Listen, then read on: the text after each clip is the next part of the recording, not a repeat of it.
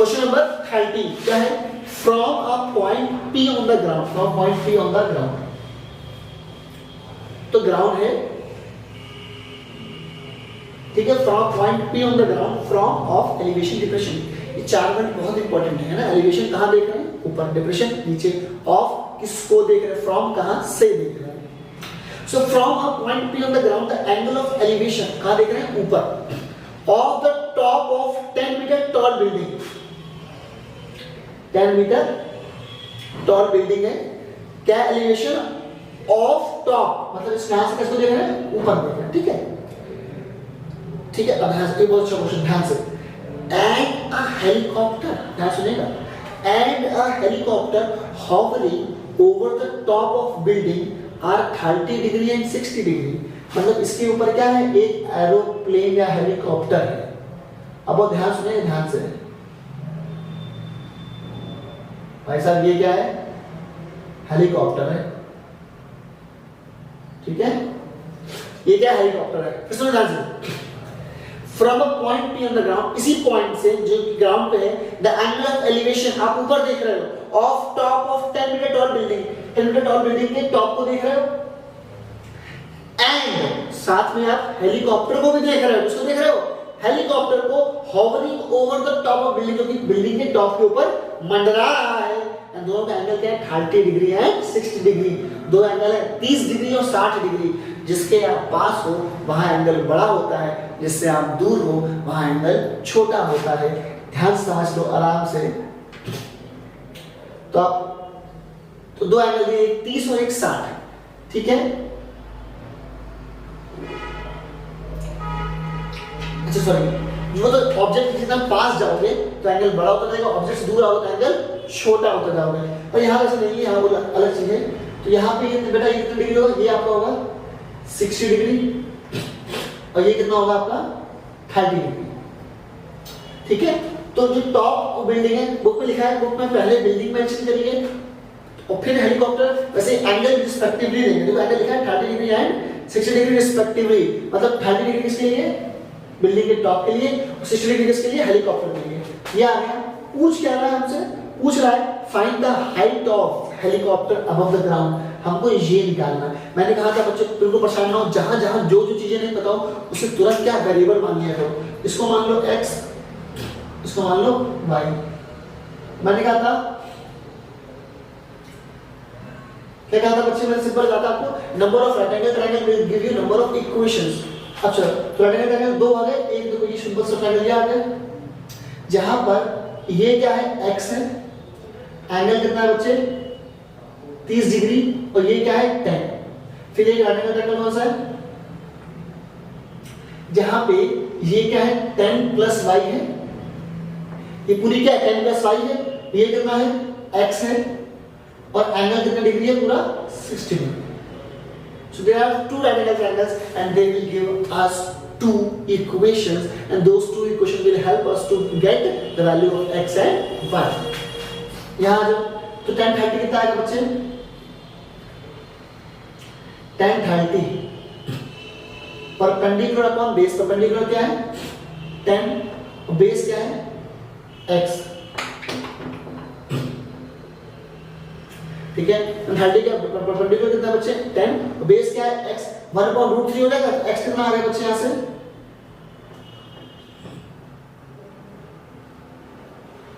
ठीक है, x कितना आ गया? 10√3। अब यहाँ आ जाओ, यहाँ आ जाओ, 10 60 कितना होगा बेटा? परपेंडिकुलर अपॉन बेस, परपेंडिकुलर कितना है? 10 प्लस y, और बेस कितना है? x। 10 60 कितना होता है? √3। तो टेक्निकली ये वहां पहुंच देंगे, यहाँ ये वहां भेज देंगे, तो ये आ गया x√3 10 प्लस y। अब आप समझो x की वैल्यू क्या है? 10√3। यहाँ प्लेस कर दोगे कितना आ गया? 30 इक्वल्स टू 10 प्लस y। तो y टेक्निकली क्या आ गया बच्चे? 20 आ गया, y 20 आ गया। पूछ क्या रहा था?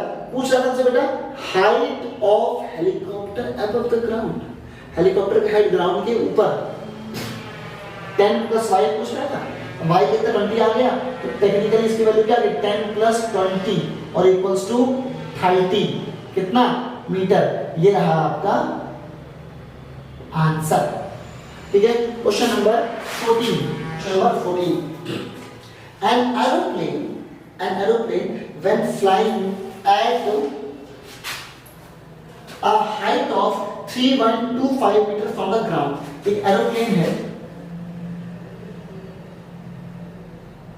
ठीक है, विजुअल बहुत जरूरी होते हैं। Aeroplane flying at a height of 3125 metre from the ground. ध्यान सुनिएगा, बहुत अच्छा क्वेश्चन है।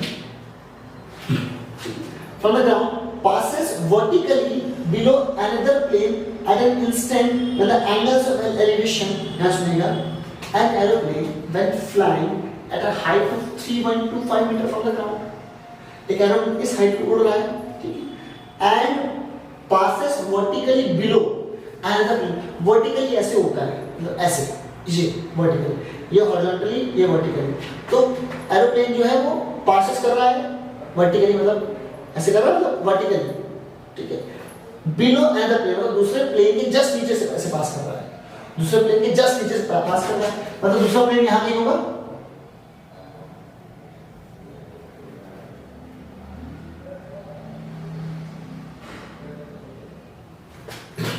तो दूसरा प्लेन यहां नहीं है।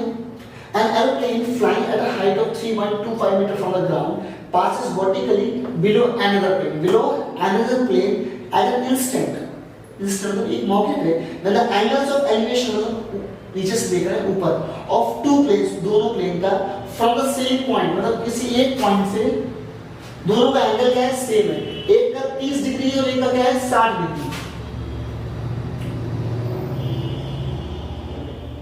जोड़ दीजिए आप, जोड़ दिया, ठीक है।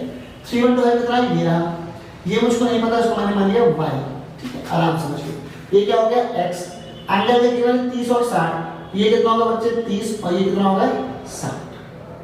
आई होप एवरीथिंग इज क्लियर। निकालना है x और y, क्या निकालना है, find the distance between the two planes at an instant, दोनों प्लेन्स के बीच की दूरी पूछ क्या रहा है हमसे y पूछ रहा है, क्या पूछ रहा है हमसे वो,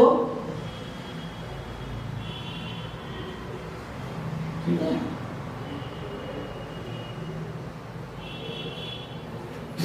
हमसे ये पूछ रहा है, show number of right angle triangle will give you number of equations. एक राइट एंगल ट्रायंगल क्या होगा बच्चे, ये 30 वाला छोटा वाला होगा, छोटा वाला 30 में ये कितना होगा x, ये कितना होगा 3125, सिंपल, ठीक है। बड़ा वाला राइट एंगल ट्रायंगल क्या होगा बच्चे, ठीक है, ये कितना होगा बच्चे एंगल 60 डिग्री, ये कितना होगा x, ठीक है, और ये कितना होगा 3125 plus 5। Don't you know that दोनों ही तो सेम होगा, दोनों क्वेश्चन सेम नहीं होगा, कर नहीं पाओगे क्या, खुद कर लोगे। ये आ गया, यहाँ पे क्या लोगे tan 30 डिग्री, यहाँ पे क्या लोगे tan 60 डिग्री। मैं एक क्वेश्चन बना दे रहा हूँ, सॉल्व खुद कर लीजिएगा। तो tan 30 कितना आ गया, पहले क्वेश्चन यहाँ से tan 30 degree equals to 3125 upon x, ठीक है। अगली क्वेश्चन क्या होगी, tan 60 degree equals to 3125 plus y upon x, ठीक है। यहाँ tan 30 डिग्री आ गया, सो x कितना आएगा बच्चे, tan 30 कितना तो 1/√3 होता है, तो यहाँ से x कितना आएगा, यहाँ से मैं कहाँ लिखूं, यहाँ, सो x कितना आएगा बच्चे, तो 30 का 1/√3 आ जाएगा, तो x आ गया 3125√3, ठीक है। x कितना आया 3125√3 कितना metre,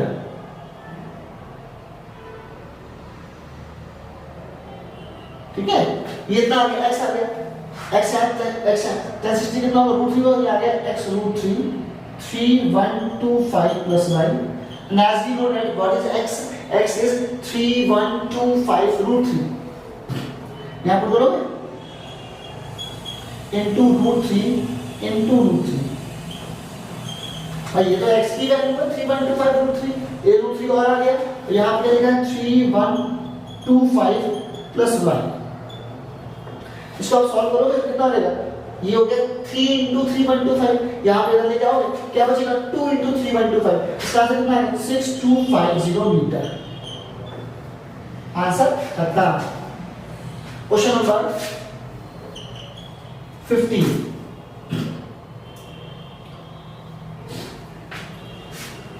question number 15, a man observes the angle of elevation of top of tower, a man observes the angle of elevation मतलब ऊपर देख रहा है, of top of tower, tower के टॉप को देख रहा है, टावर के टॉप को देख रहा है, क्या एंगल है बच्चे 45 डिग्री, ठीक है। A man observes the angle of elevation of top of tower is 45, elevation ऊपर देख रहा है, of मतलब टावर के टॉप को देख रहा है, ठीक है 45 degree. He walks towards it, ये उसकी तरफ वॉक करता है, उसके पास जाता है, towards it in a horizontal line through its base, मतलब इसी लाइन पर अगर ये आगे चलता है इसके ऑब्जेक्ट के पास जाता है, इसी दिन के लिए मैंने बात बोली थी कि जितना वो ऑब्जेक्ट के पास जाएगा उतना एंगल उसका बड़ा होता जाएगा, ठीक है। तो अगर ये आदमी ऑब्जेक्ट के पास जा रहा है हॉरिजॉन्टल लाइन में, ठीक है, ऑन कवरिंग 20 मीटर, 20 मीटर चलने के बाद, on covering 20 metre the angle of elevation changes to 60 degree, 20 metre चलने के बाद कितना डिग्री हो गया ये 60 degree, simple. Now find the height of tower, height of tower simple, इसको मान लिया x, इसको मान लिया y, ठीक है, ये हो गया काम खत्म। अब आते हैं आप सब दो वेरिएबल, तो दो इक्वेशन बनाएंगे, राइट एंगल ट्रायंगल की बहुत रिस्पेक्ट मानते हैं, प्लीज बनाइए। राइट एंगल ट्रायंगल लिखा है, हमेशा राइट एंगल ट्रायंगल सेपरेट कर लिया करिए, फिगर से अलग कर लिया करिए। एक राइट एंगल ट्रायंगल क्या आएगा x, ये कितना है 45 डिग्री, मैं इस बड़े वाले ट्रायंगल की बात कर रहा हूं, बड़े वाले, तो x 45, ये पूरी लाइन कितनी होगी 20 + y, ठीक है। उधर छोटा छोटा राइट एंगल ट्रायंगल क्या बनेगा बच्चे, ये कितना डिग्री हो 60 डिग्री, ये 90, ये x, ये वाला, ठीक है। अब बस खत्म हो गया। यहाँ पे tan 45 कितना आएगा बच्चे, equal to perpendicular upon base, tan 45 कितना होगा 1 होगा, ये कितना आ गया x इक्वल टू कितना आ गया 20 प्लस y, वहां पे आ जाओ, tan 60 कितना होगा बेटा, परपेंडिकुलर अपॉन बेस, tan 60 कितना होता है √3, ये कितना आएगा x कितना आ गया y √3, आराम से देखो। एक इक्वेशन क्या आ गई बच्चे, एक इक्वेशन आ गई 20 + y = x, और दूसरी इक्वेशन क्या आ गई y √3 = x, ठीक है। क्या करना है, x वैल्यू उठाओ वहां से आप प्लेस कर दो, तो कितना आ गया 20 + y = y √3। भाई इक्वेशन 1 और equation 2 both will be equivalent, दोनों बराबर हो जाएंगे। अब ये सॉल्व कैसे करते हैं, बहुत ध्यान से सीखिएगा सॉल्व करना, बच्चे अक्सर इसमें गलती कर देते हैं। ये y वहां जाएगा,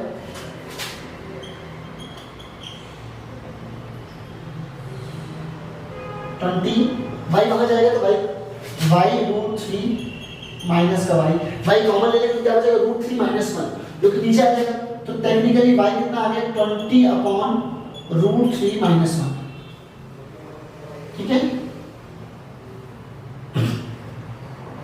तो y कितना आ गया 20/√3 - 1, कुछ बच्चे यही छोड़ देते हैं, कट जाएगा सवाल पूरा, ठीक है, ये नंबर पूरे नहीं मिलेंगे। क्या करना चाहिए सर, रेशनलाइजेशन बच्चे, जो कि बहुत जरूरी है।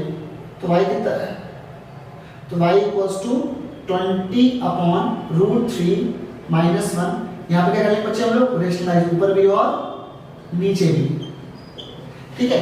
ये क्या लिखा है a - b और a + b, तो हो जाएगा a² - b² √3 का स्क्वायर 3, 1 का स्क्वायर 1, तो 3 - 1 2 आया, तो 220 काट देगा, तो y कितना आ गया टेक्निकली 10 √3 + 1 मीटर। तो ये हमारी y की वैल्यू आ गई। आप चाहो तो √3 की वैल्यू which is 1.732 प्लेस कर लीजिए, आपको आपका आंसर जो कि पीछे से मैच कर रहा होगा वो मिल जाएगा। स्क्रीनशॉट लीजिए, लाइक करिए, सब्सक्राइब करिए, शेयर करिए फटाफट। चलिए question number 16, the shadow of a vertical tower, तो ये रहा टावर, ठीक है। The shadow of a vertical tower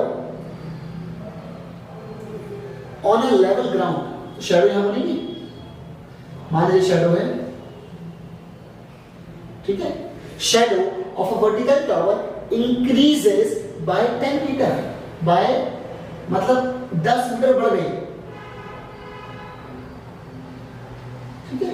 जो शैडो है वो 10 मीटर बढ़ गई, कब सवाल करते हैं, the shadow of a vertical tower on the ground, ground पे टावर की शैडो 10 मीटर बढ़ गई, ठीक है।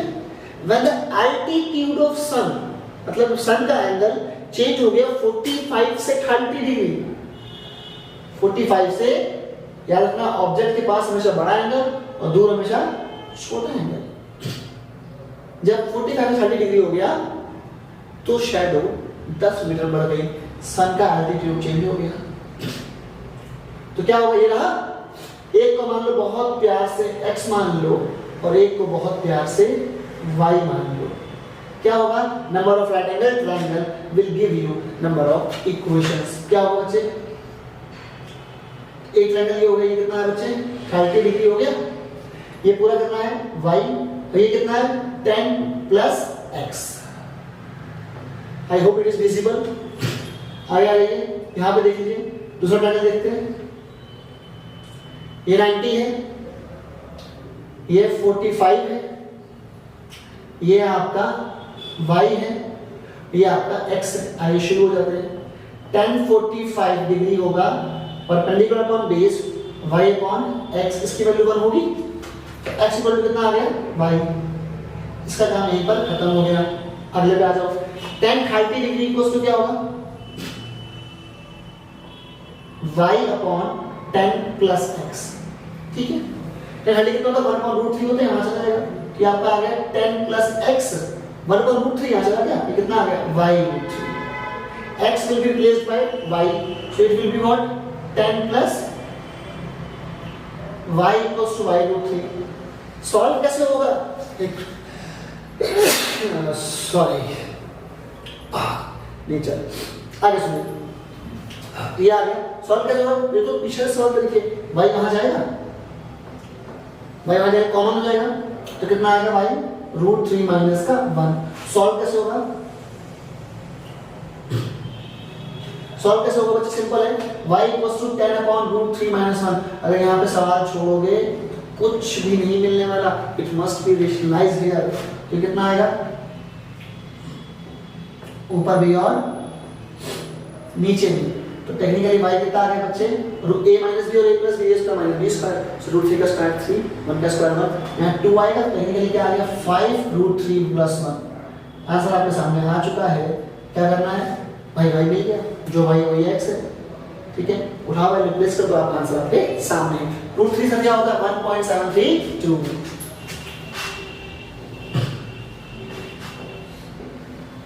क्वेश्चन नंबर 17, ठीक है, चलिए फाइनली हम लोग आगे बढ़ते हैं और एक सवाल करते हैं। क्वेश्चन नंबर 17 क्या है, फ्रॉम सर एक सवाल हम कराते हैं, यकीन मानो बच्चे एक सवाल आपके एक स्टेप बाय स्टेप क्रिएशन होती है, तो बहुत खूबसूरत क्रिएशन होती है।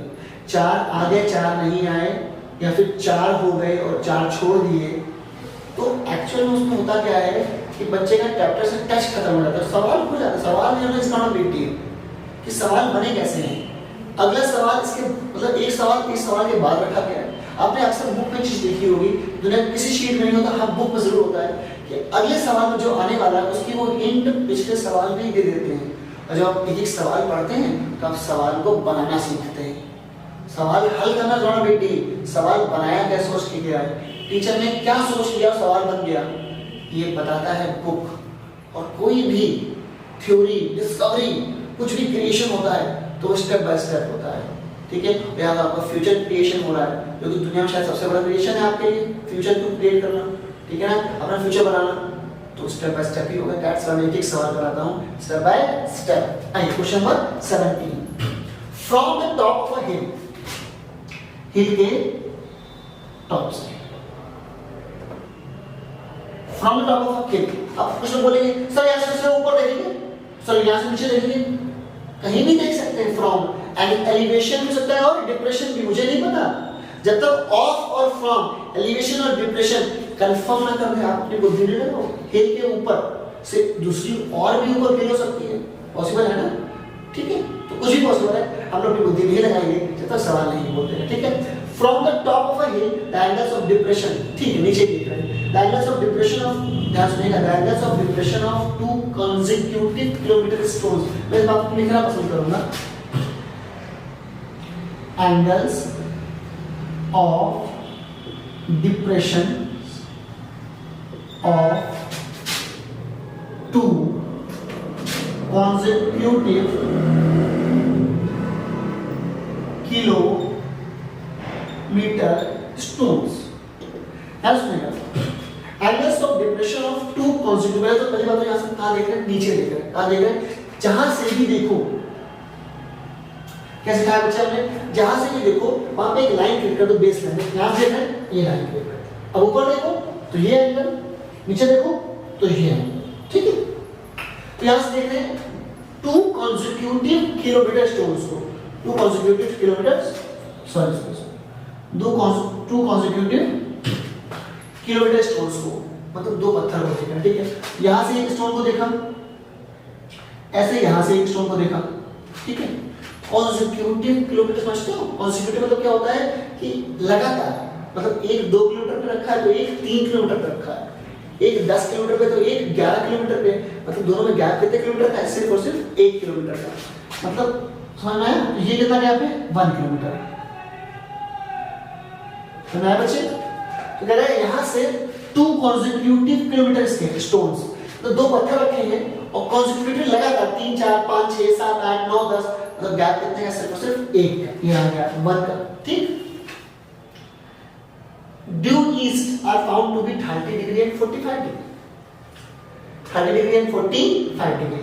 सो द एंगल्स ऑफ डिप्रेशन, मतलब ऊपर से नीचे देख रहे हैं, from the hill, from the top of hill, hill के टॉप से देख रहे हैं, ऑफ 2 consecutive किलोमीटर स्टोन्स, उन 2 पत्थरों के बीच में गैप कितने का, सिर्फ 1 किलोमीटर का है, और 30 डिग्री एंड 45 डिग्री। जो पास में होगा उसका एंगल बड़ा होगा, जो दूर होगा उसका एंगल छोटा होगा, ठीक है। ये कितना हो गया x, ये कितना हो गया y। अब मैं आपको बता दूं, जब भी डिप्रेशन होता है, क्या होता है डिप्रेशन, तो एक्चुअल एंगल यहां नहीं होते हैं, पहले एंगल कहां आता है, यहां पे, फिर एंगल कहां पे आएगा बेटा, यहां पे, ठीक है। उसके बाद पैरेलल लाइंस की अल्टर, पैरेलल लाइंस की प्रॉपर्टीज की वजह से, पैरेलल लाइंस की प्रॉपर्टीज की वजह से ये 30 डिग्री यहां पे आ जाएगा और ये 45 डिग्री यहां पे आ जाएगा। तो पहले एंगल वहां बनाओगे, फिर एंगल यहां ड्रॉ करोगे, क्यों, reason the properties of parallel lines, जिसमें अल्टरनेट इंटीजर एंगल्स होता है, that's what it is.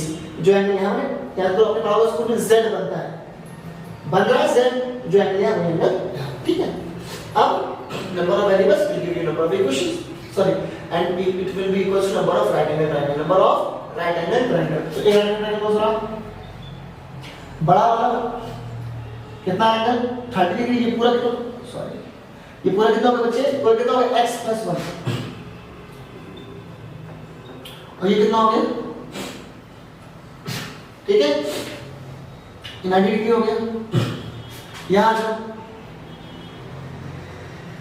1045 degree कितना हो गया बेटा, y/x हो गया, इसकी वैल्यू मान लो तो x = y हो गया, सिंपल है, कहानी खत्म हो गई। यहां आ जाओ बच्चे, 1030 कितना होगा, y/x + 1, इसकी वैल्यू क्या होती है, 1/√3, ये वहां जाएगा, तो x + 1 कितना आ गया, y/3, x = y है, यहां पुट कर दो तो y + 1 = y√3, ठीक है।